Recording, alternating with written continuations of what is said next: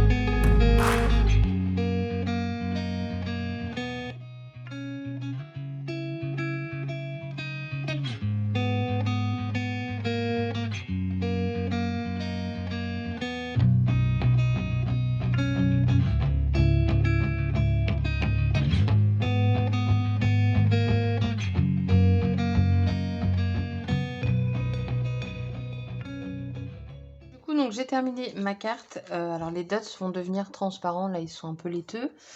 Ce que j'ai fait, j'ai mis de la mousse 3D, mais ça doit être du 4 mm d'épaisseur, quelque chose comme ça. Et comme ça m'a permis de superposer également sur le cœur. Parce que quand je vais ouvrir, alors, que je fasse attention parce que je veux pas que les dots soient touchés. Ah oui, et j'ai pas dû centrer le cœur comme il fallait, bien entendu. Hop, voilà. Comme ça, j'ai mon cœur qui est ici. Et puis, on vient écrire un petit mot ici. Hop, et du coup, pour la fermer, bah, j'avoue que comme j'ai pas dû bien centrer partout, je dois un petit peu appuyer. Mais ça, c'est moi. Parce qu'ici, ça se ferme super bien. Donc, je pense que voilà, ça se joue de très peu.